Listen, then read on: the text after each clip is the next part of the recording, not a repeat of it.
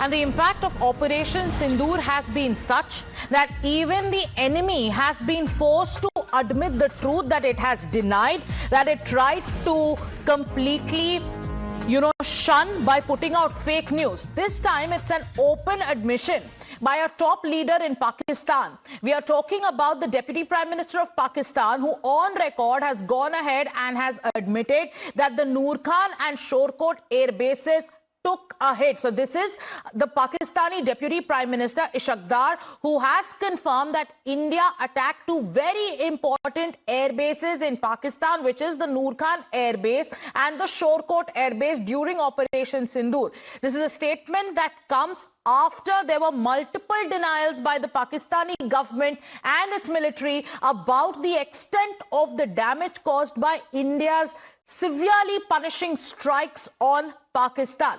BJP's Amit Malviya has posted that the Deputy Prime Minister of Pakistan has made this admission. He says on a social media handle, and I quote, that Pakistan continues to unravel under the weight of its own admissions. In a stunning revelation, Pakistani Deputy Prime Minister Ishaq Dar has confirmed India struck the Noor Khan and Shorkot air bases during Operation Sindoor. He further goes on to claim that Saudi Prince Faisal bin Salman has personally offered to tell External Affairs Minister S. Jaishankar that Pakistan was ready to stop. So now it seems to be official.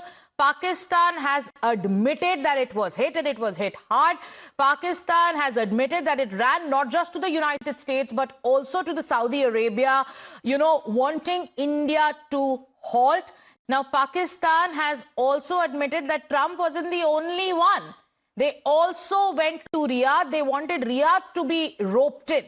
So here is the latest. This is a top leader of Pakistan going on record, Srinjoy, to say what India has always said. So all their lies, their entire PR machinery has now, it's Pakistanis who are admitting that, yes, we were hit hard. Srinjoy, the truth has a way of coming out, and here the Pakistanis are forced to admit on live TV during their interviews that yes, we were hit hard, and we had to go to the US, we had to go to Saudi, we had to plead for intervention, we wanted India to stop. So all the lies about how Pakistan was putting up this fake bravado, the way they were going ahead and honoring their failed field marshal, all that seems to crumble right now that their own Deputy Prime Minister has confirmed that India struck key military bases, and the fact that they had to go scurrying to both the United States and Riyadh. Not just two bases, but several other bases. A total of 9 terror camps were hit and a large number of bases. About that, there is no doubt. And if I could tell you about the conversations that two DGMOs have had, then it would be even clearer. The first time India struck those 9 terror camps and the two DGMOs spoke, at that time, the Indian DGMO, Lieutenant General Rajiv Ghai, called his counterpart and said, look, we've done what we've done. We've just hit only terror camps. And the answer, you've used the word bravado, and that is exactly what it was. The reply was, the world will see what we will do.